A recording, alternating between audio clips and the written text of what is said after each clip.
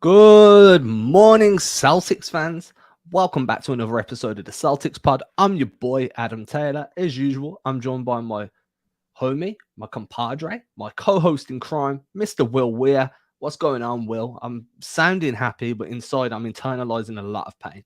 I know you're doing it well, Adam. You're doing I'm it well. I'm trying. hoping that this is a podcast where you can pick me up, man. I'm not gonna lie. Like usually, we talked about this a little bit before we signed on. Usually, I can shake these games off pretty easily. Last night stings. Last night stings, and it left your boy feeling sad. I know. I was on playback with our other co-host Greg hosting a watch party, and it was a good time, man. Until it wasn't.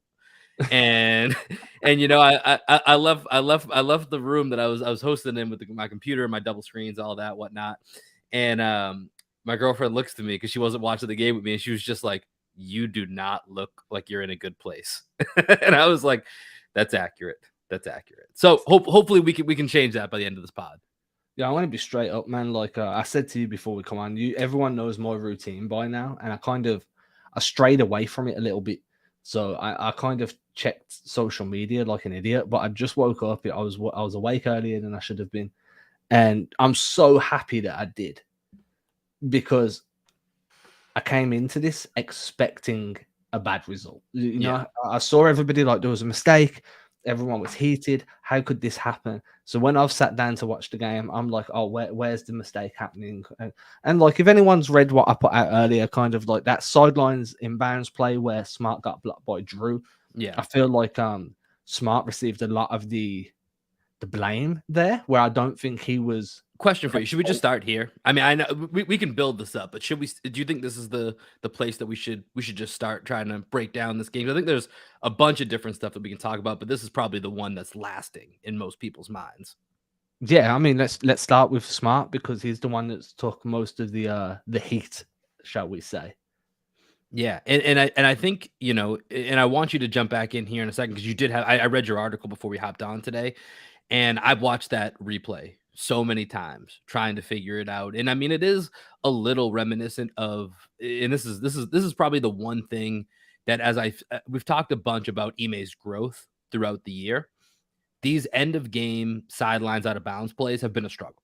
This has been and I don't know if it's necessarily all on him. I think it's certainly some of this is going to fall on the players. And I know I was reading your article and listening to a few other takes about what happened on that play. But you think back to the end of game 3, this was an issue as well, right? Like that play was, whether or not Marcus Smart should have been shooting 3 free throws, that play was a disaster. You know what I mean? It was never going in the right direction from the time that ball was inbounded. And you look at last night, and I think it's easy to walk away with a bad taste of Marcus Smart in your mouth, but I don't think he's the only culprit. I think there's a lot of blame. And to be fair, a lot of the players, coaches, all of them kind of stood up last night at the press conference and took responsibility. And we're like, we gave up all the offensive rebounds. We didn't, get the stops that we needed to. Like there was a lot of self accountability for it. But I think Marcus Smart got burdened with probably a little bit too much of the blame. But I'd love for you to maybe just walk through what you saw, or give a synopsis of your article about what you saw happening on that play. Yeah, so I mean, like, I think there was about 2 seconds left for Derek White to inbound the ball. Obviously, the play, you could see that Al Horford had made a mistake. Obviously, it was to set a pin down for Tatum, have Tatum curl over the pin down, come up towards the top of the perimeter, catch the ball, drive or shoot. Or it was for him to, if he got top locked, which is what the defense ended up doing, they cut off his ability to curl over that screen. You face cut the dude that's top locking you and go directly at the rim. And then, you can still pass to Marcus Smart at that point, but the ball can come into you. Obviously, you've got Bobby Portis there, but I'm very confident that Tatum can go up and under on that if he face cuts Drew. Or face cuts, sorry, whoever was guarding Horford. I can't remember who it was at this point. But there was options there, right? So Al Horford sets the screen late. Derek White has to get the ball in. Now, at this point, as I put in the article, Marcus Smart's got two options. You can feed it to Jaylen Brown, but that's where Drew Holiday is, and he's he's active. He's in that passing lane. It's not the greatest of pass. Or you lift your head up, face the basket, and all of a sudden you notice there's oceans of space behind your guy, right? It's Connaughton that's on him. So what you do, you blow by and you attack the space, because at the end of the day, the path of least resistance is always the path best traveled. So you attack that space. Then what you would hope is that the dudes on the weak side, Tatum and Horford, run something and get one of them free. So Smart has a wraparound pass, or does a, as I like to call it, there's a release valve. When that pressure swarms in on Smart around the rim, there's somebody that's a more trusted rim finisher. I mean, Marcus Smart's finishing 40% at the rim in the playoffs. He's not having success.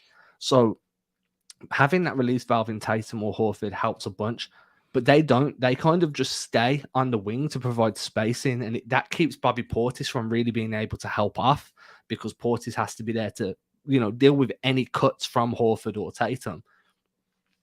So Smart has no choice. I've seen a few people like, oh well, Jaylen Brown is open at the free throw line. And he's about to cut. That's cool, but Drew Holiday is between Marcus Smart and Jason Tatum, and Pat Connaughton's right in front of him.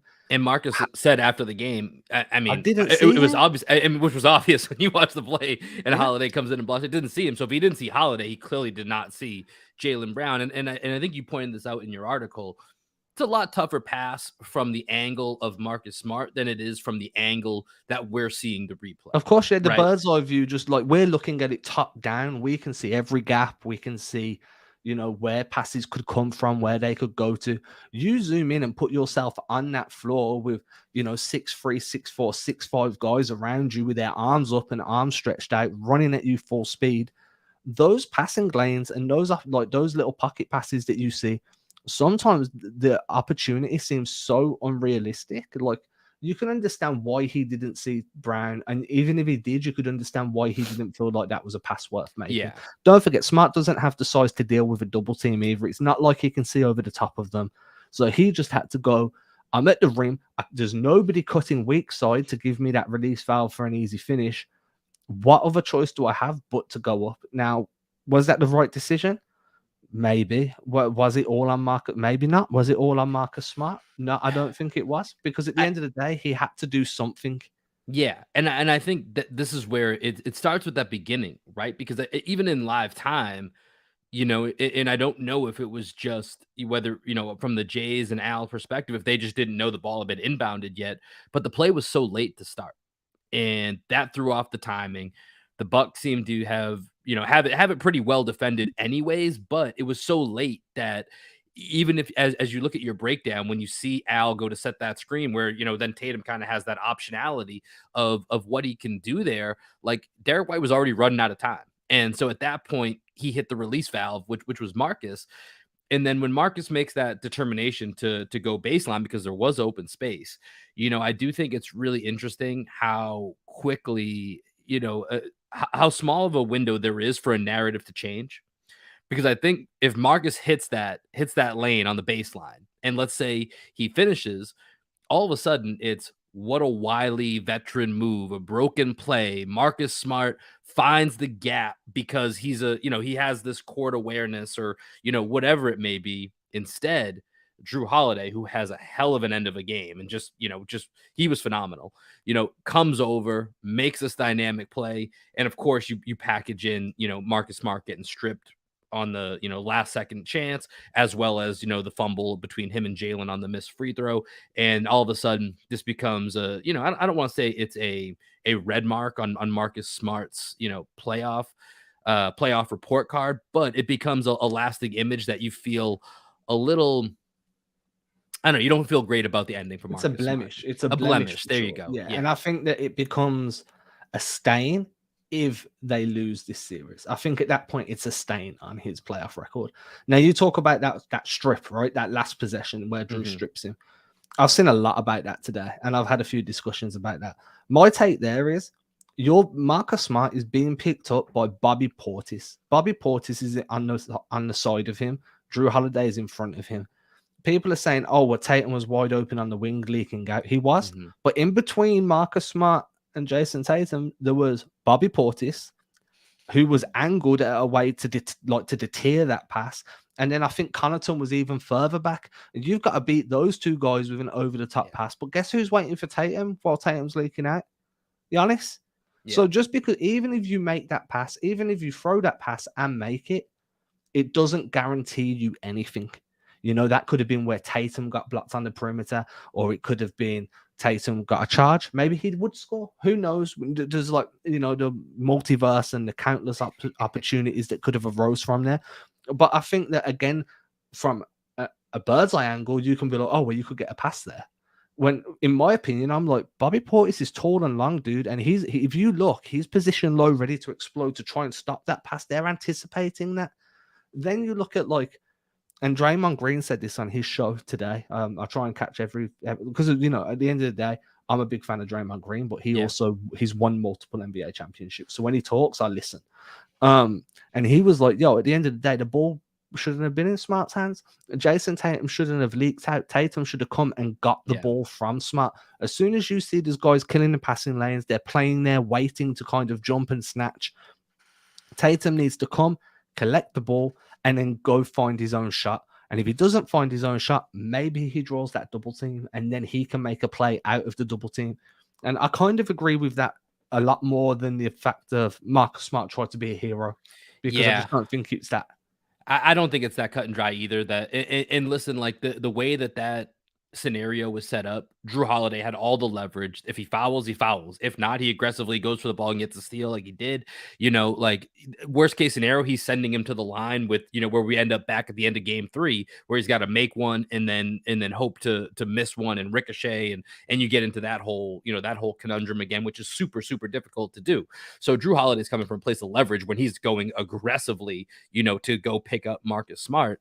And I would actually, I haven't heard Draymond's podcast yet, but I do kind of agree. Like, and I can't remember who passed the ball in, but that's probably where it starts. Is you got to make sure you get that ball. You don't know what type of look you're going to get. I think there's like 5 seconds left or 4 seconds left on the clock. Like, who knows what type of shot that you're going to get?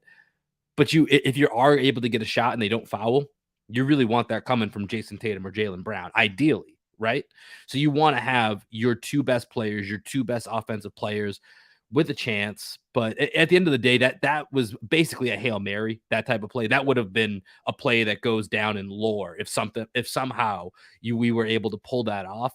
So I don't even really look at that portion of the end of the game as that much of a blemish, if I'm being honest, because there's so many other points, not just in the fourth quarter, but throughout the second half, that this game could have been different. And so it really was a steady free fall that got us to the point of where the Celtics were at the end of the game.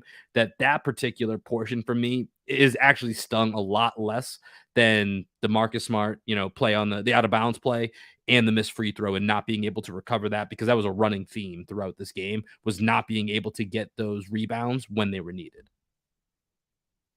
You're on mute, Adam. Feels like 2020 all over again.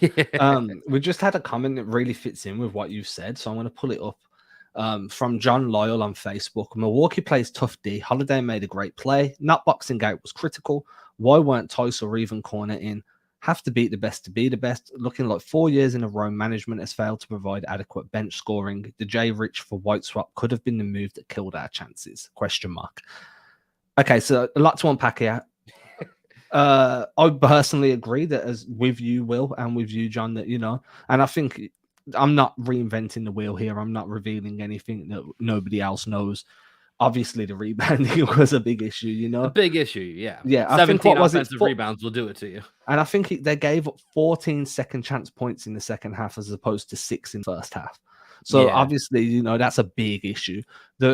The only part of your comment, John, that I kind of take issue to is this J Rich for White swap. Like, Derek White's been big time the last 2 games. He was also I've got notes here. Hold on. Let me get my handy notebook.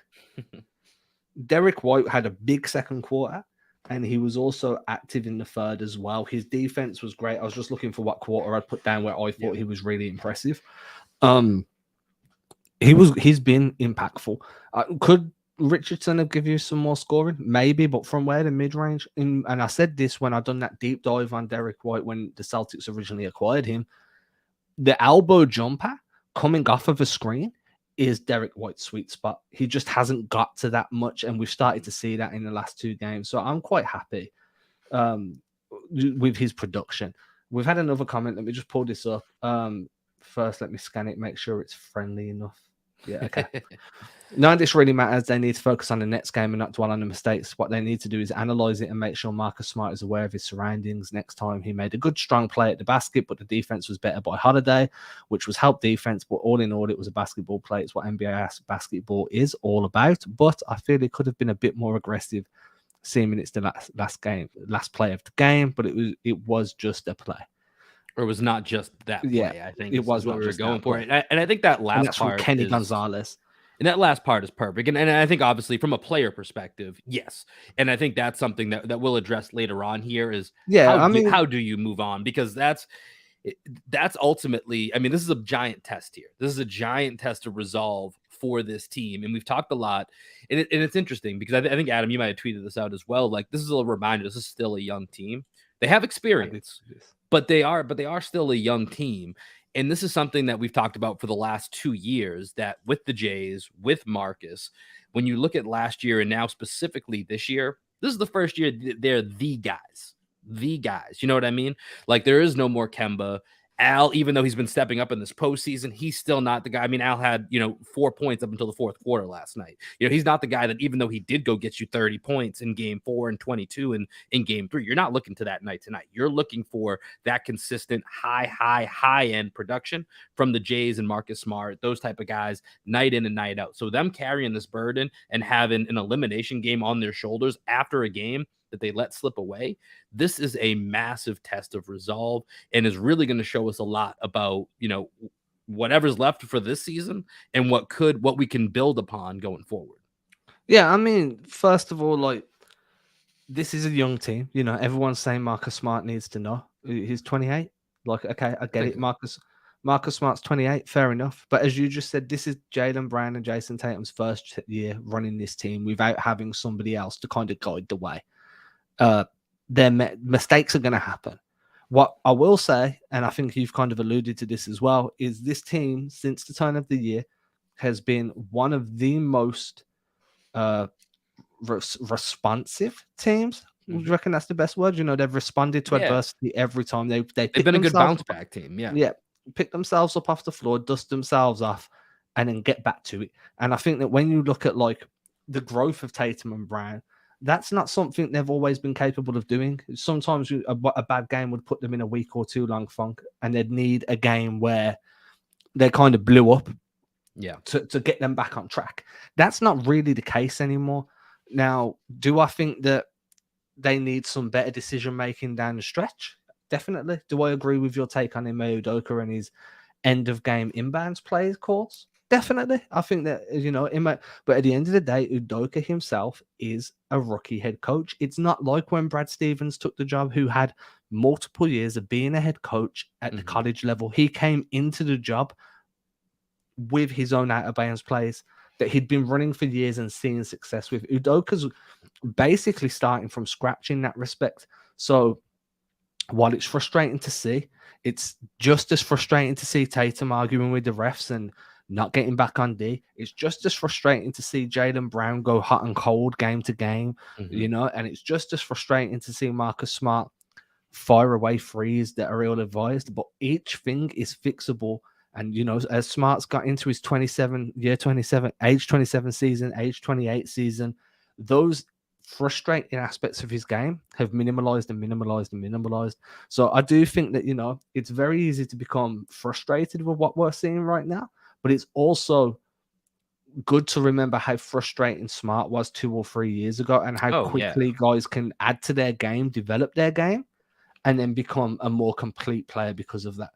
Yeah, I mean, I think we've seen a crazy amount of growth from Marcus Smart over the last couple of seasons, and especially this season.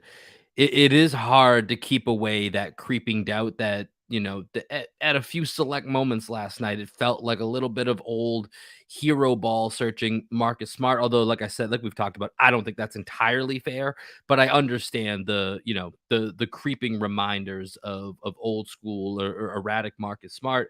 And I'm choosing to believe that he'll have a solid bounce back game. But the toughest part of last night, Adam, is that I think you look at the last 3 games, all 3 games, each team could look at as they should have won. They should have won all 3. But at the end of the day, Milwaukee was the one that got 2 out of these 3 games. Boston had a chance to steal game 3, couldn't do it. Boston made an awesome comeback in game 4, got their separation about midway through the fourth, and really held off Milwaukee at about an arm's length after that.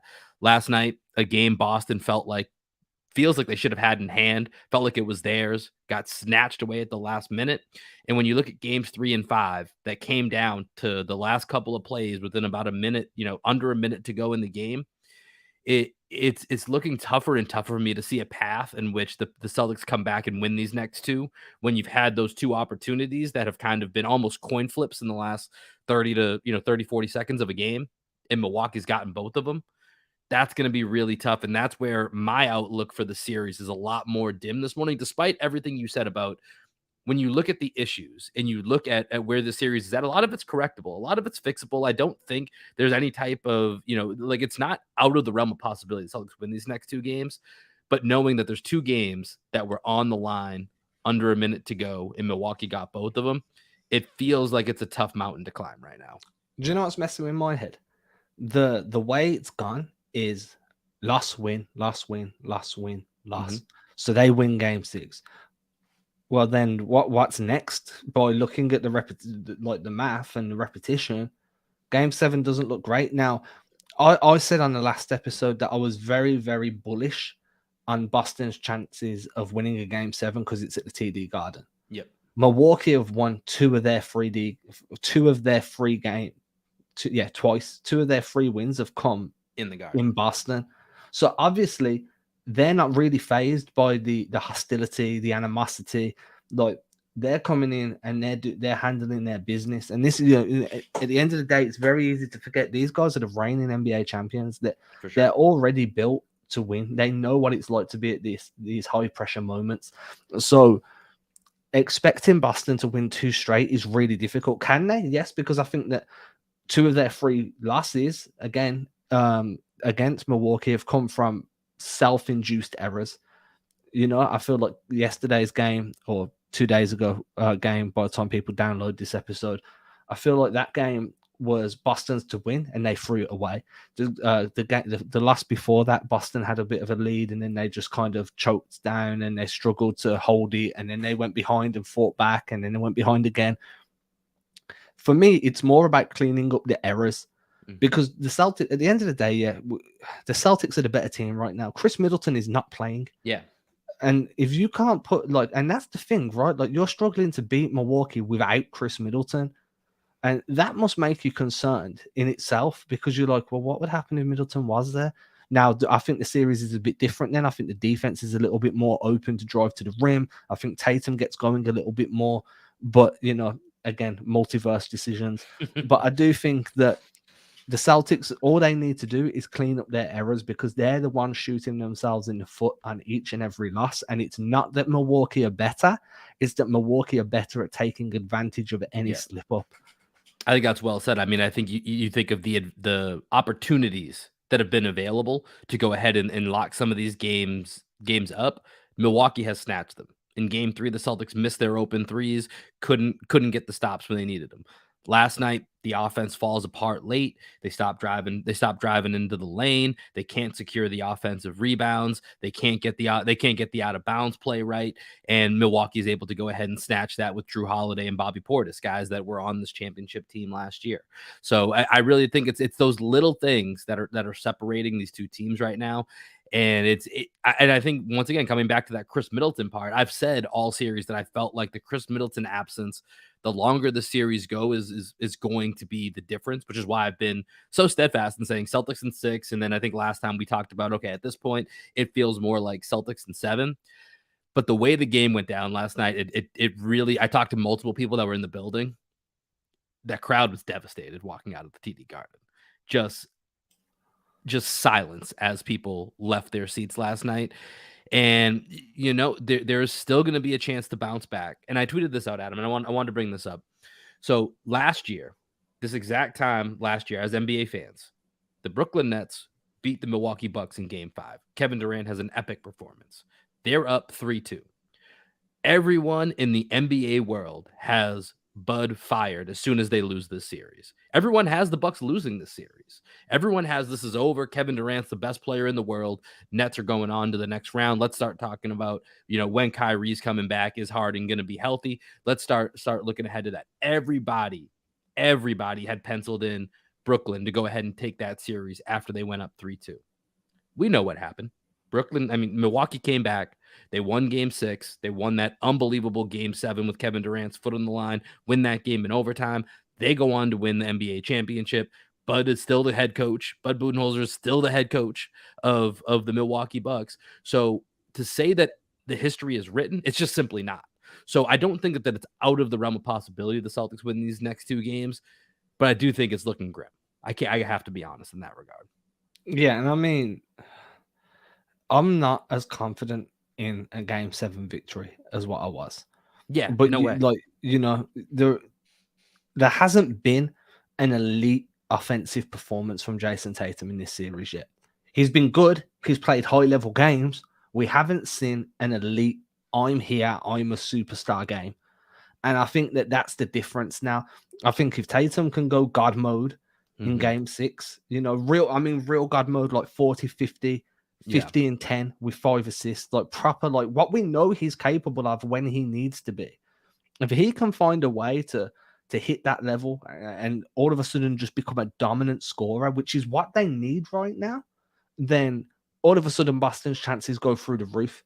But you can't wait for him to do that in game 7, because game 7 isn't promised. Game 6 is. So if there was ever a time for Tatum to kind of re-emerge, like, he had that great series against Brooklyn. Everyone was like, this is it. Jason Tatum's ascending. He's a top 7 guy. And then this series kind of puts question marks over those claims, and maybe Tatum's great when the matchup suits or whatever it may be.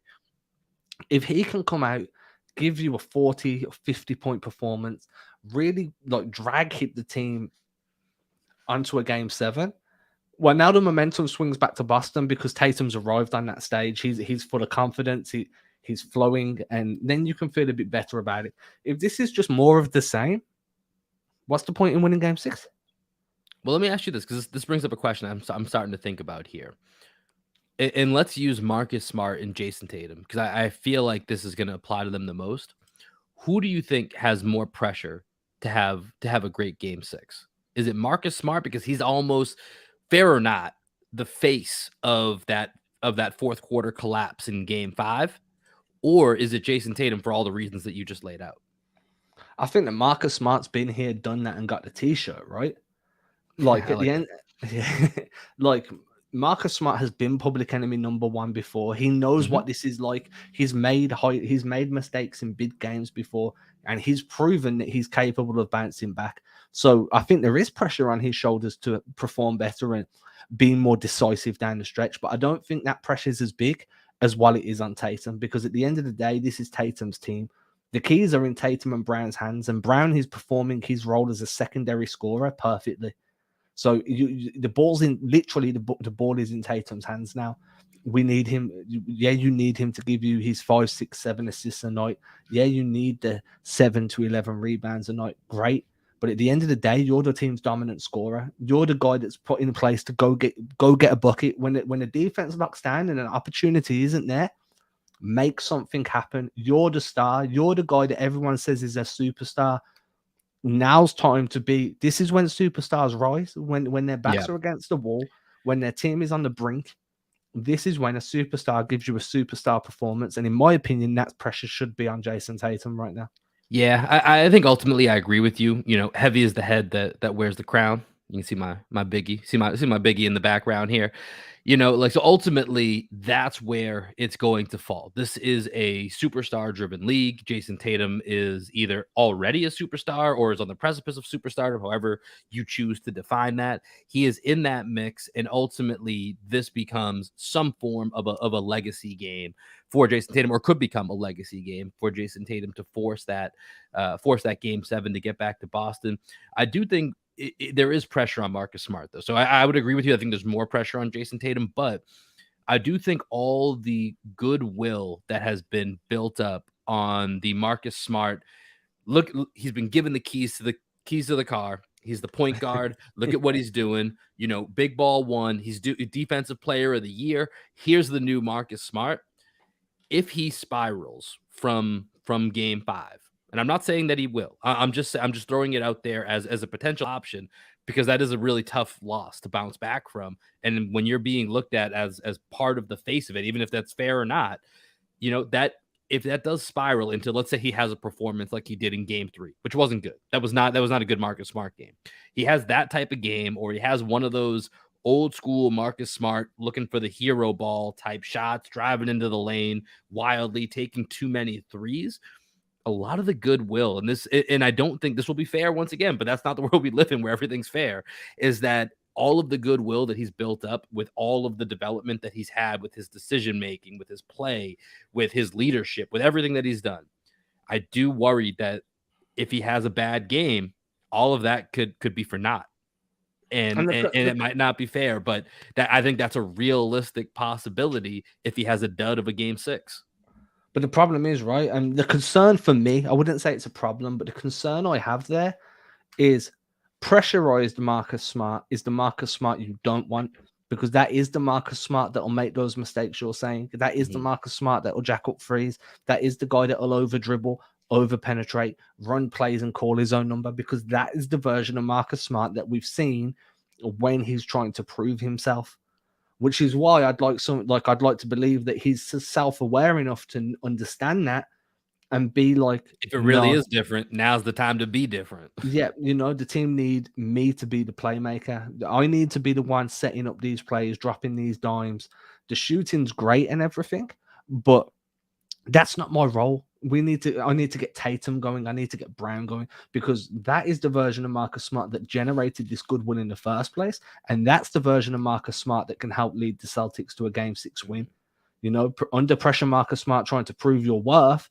That version of Marcus Smart is the version that can, sometimes he's going to win you a game. He might set a record, because that's the type of guy Smart is. Yeah. 1 minute he's missing everything. Next minute he's on God mode. But overall, I'd much rather him focus on what generated him the goodwill this year and double down on that than regress because the pressure is too heavy. Yeah, I mean, we talked about it earlier. This team has been resilient this year, so I expect them to come out and fight. This has not been a team that, especially in 2022, has been one to roll over. And when you look at Ime Udoka's approach and how they really seem to feed off his energy of accountability, they, like I said, they all took accountability for what happened in game 5. There was no finger pointing. There was no, blaming the refs or whatever. Not that you could, but I'm just saying it was on us. We didn't get the offensive rebounds. We didn't hit the shots. We didn't run the plays. It was a big time team loss, and it stinks. It stings, but there is that, that team culpability, that team ability to kind of rally around that as well, which I think is another option for this game, that you may see that it brings the troops together, brings them to a level that gets them to get a win on the road in game 6 and bring this back. Unfortunately, Giannis has never lost a closeout game, so we'll see how that goes. He's 8-0 in those thus far in his young career, so it would be the first. So, but there's always got to be a first, right? Someone's got to do it. So always. Why not us? Why not us? Why not? And okay, so here's the last thing I want to touch on. Now you've mentioned Giannis, I've been waiting for an in on this. I feel like Milwaukee unlocked something to get Giannis better looks at the rim. I feel like they found a matchup that they favor. They found a matchup that they can dominate, and not just with Giannis. They ran it with Drew. They ran it with shooters. They really, and it shocked me to my core, to be very honest, they really picked on Jaylen Brown on defense, like dramatically. Like I was like, at the first couple of plays, I'm like, yo, y'all are brave. Jaylen Brown's no slouch defensively, but it turns out that maybe he is susceptible against Giannis. Maybe Drew's physicality, he's susceptible there too, because they were forcing switch after switch to get Brown onto those two dudes, and Brown just had no answer for either of them. Now, the Celtics need to figure out what they're going to do in that scenario, because even like that was happening early in the game. It's like, and I'm like, oh, okay, Udoka's going to call a timeout. He's going to implement something to get Brown off that switch, or if he switched on, they're going to run a scram or they're going to do something. But they just let it ride all game, and the switch happened, and it was almost a guaranteed bucket every time.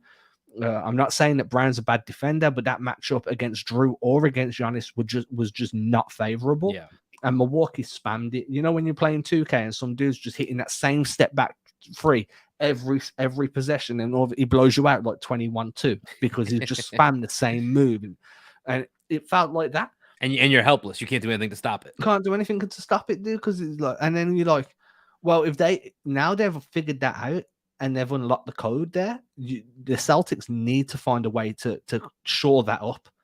You know, maybe they put a help defender in there. Maybe when Rob Williams back, it's not so easy because that's where I was gonna say is I wonder, because I think Tice didn't play well in Game 4. I thought he played well last night. Obviously could have used the whole team could have used a few more rebounds. So I'm not going to put that squarely on Daniel Tice's 11 and a half minutes that we didn't get enough rebounds. But I thought he filled in adequately last night. Obviously, I think he scored about 11 points. But I do wonder if they go to that same trying to attack Jalen. But now you have to factor in Rob Williams coming from that rover position somewhere on the court, from the left side or the right side. Is that as ideal of a matchup? Because I think when you look at the team that's out there and you're trying to pick who your matchup is, I mean, there's not really, and we've talked a lot about this, there's not really, like, other than when Peyton Pritchard's in the game, there's not really a guy you can look at and say, that's who I'm targeting. That's who I want to target, because you feel pretty good about all the defenders the Celtics can put out there. But to me, I think of it a little bit like from those Warrior, not the current Warriors, but the past Warriors teams with the lineups of death. And people would say, well, you got to go pick on Steph Curry. And like, Steph Curry's not a bad defender, but he was the worst defender out of the 5 that were on the floor. Right. Yeah. So he was the one that you go pick on. And I think it's a little bit similar in the sense that maybe that's how they feel about Jaylen Brown when he's out there with Al Horford, Grant Williams, Jason Tatum, Marcus Smart, maybe even Derek White. Like, maybe that's just the matchup for them where they're like, hey, listen, like, Jalen's pretty good, but if we feel good enough and he's the one out of these 5 that we feel we can pick on, that's where we're going to go attack. And Giannis has done that a couple times, not just last night, but throughout the series. Giannis has picked a couple times against Jalen. And, I think a little bit of it is using Jalen's, I don't know if bravado is the right word, but he's willing to hang in there and absorb that contact, which ultimately he's just not as big as Giannis or as big as Grant Williams is when that contact comes. And so sometimes that just leads to fouls. And you saw a couple times in the last 2 games when Jalen ended up on Giannis, but he didn't want to get another foul. He has to be a little bit more tentative. And so maybe that's part of the reason they look to go to that matchup so often. Yeah, and that's fair. And like, because he probably is the most eager, he probably is the one that's going to be most challenged by dealing with that aggressiveness and that strength. But my downside to having Rob back, is sure that deters Drew Holiday from running those matchups, right? Mm-hmm. But I don't think Giannis is scared there. I think Giannis still forces. He probably goes that, or he goes back to hunting Rob like he had done earlier in the series as well. Yeah. Or it does both, because I just don't think Giannis is scared of anybody. I think Giannis's concerns are when Grant Williams is in the paint or when Al Horford is picking him up on a drive, because Al's done great at getting strips. Stripped him 3 times last night. I do not think Giannis cares one little bit about Rob Williams' shot blocking ability, because Rob Williams has been bouncing off of him. Yeah. Like, I don't think he cares. Yeah, I don't think he does either. It's the matchups for, like you said, the matchups for Giannis that give him trouble are going to be Grant now. Those are the only 2 that I think he's even apparently mildly concerned about. So apparently Pritchard too as well. Yeah, little mighty might Peyton Pritchard. But I agree with what you're saying in general. Like, Brown is probably just the best of a tough bunch. Like, you're just picking who has a flaw. It's not so much who's the weakest anymore. It's who has a flaw that fits what I need to attack. And part of that is what the frustration was last night on the other end for the Celtics. Offensively, they stopped trying to attack the Grayson Allen or the Pat Connaughtons that were out there. They didn't go and hunt the matchups that they probably should have, especially when you find yourself in the bonus under 8 minutes and you end up with as many free throws as you do turnovers, and only 2 shots in the paint in that entire time frame. Those are the guys that you should be attacking. So, the line of thinking makes sense. We'll see. I'm going to be interested to see if that changes at all with Rob, like we've talked about. But most likely, I think for Giannis, it just doesn't matter. As long as he's getting away from Al Horford and Grant Williams, he's cool with whatever you want to do. Yeah, and he's going to take advantage however he can, whenever he can. And I don't think there's much you can really do. Also, real quick, Adam, I knew we were in trouble when Giannis started bleeding. I knew we were in trouble because once you saw that blood start to trickle down from his eye, I'm very big into like the playoff narratives of the NBA and the league, and you think of these iconic photos and moments, and now they're just showing nothing but that blood coming down as Giannis fights back and claws his team. It's like, oh God, I can already see the montages of this moment living on throughout, because Giannis is going to be around for a minute. Giannis ain't going anywhere. Giannis is going to be winning MVPs, and I don't know what's going to happen this year. He's going to win another championship at some point, most likely. Like this dude's going to be top 10, 15 all time. Like that's his trajectory right now, unless something happens. That's his trajectory that he's on. And him bleeding from that eye is going to be part of, his historic, video reel that lives on. And once I saw that, I knew we were in trouble. Not even for anything basketball related, just thinking about, the future state of Giannis' highlight reel, the narratives behind it. I knew we were in trouble. So Disney are releasing a Giannis film soon, I just saw this, right? yeah. So do you reckon they delay it so they can add a scene in of the Giannis bleeding? Because you're future-proofing stuff. They're going to cut that clip up. I guarantee you it will be at the end of that film. If not now, then they're going to re-release it. That's what they're going to do. When it hits the streaming service, they'll release it in theaters, and in the streaming service, you get the extra cuts, and it's... See what I did there? The extra cuts. I see what you did. I don't even know where that cut came from. Right then, so it was Connaughton. It was friendly fire too. Oh, dude, man, that's the worst. On the Horford putback with about 2 minutes left. That was dirty, by the way. That was unbelievable. I thought that was the play that I thought I finally it gave me a false sense of security. Took a deep breath, and next thing you know, it is what it is. On to game 6, on to Friday night. Before we get out of there, I've got like 2 minutes before I need to be somewhere. Predictions. Game 6, do or die, away in Milwaukee, in front of a hostile crowd, back against the wall. Do the Celtics rise to the occasion, or do they fold? Come join us on Playback on Sunday. We'll be there for game 7. I want your prediction. There's your prediction. Okay. My prediction, there's going to be a game 7. Yeah, I'm expecting the Celtics to win. I will be like literally furious. I will be beside myself with disappointment, anger, and resentment if there is no game 7. I don't know if they're going to win in game 7, but this series is destined for 7. It just feels that way. It just feels that way. I'd be like vehemently like disappointed. I'd just be. It just wouldn't be good. Right, if you've enjoyed the show, we're going to be live streaming pretty much every show moving forward for the next few months, just to see what that does for the growth and everything. If you've enjoyed watching live, please make sure to subscribe to the Celtics blog podcast feed on any of your podcast aggregators. We never really ask for ratings anymore. I would like it if people enjoyed the show to go give a 5-star rating.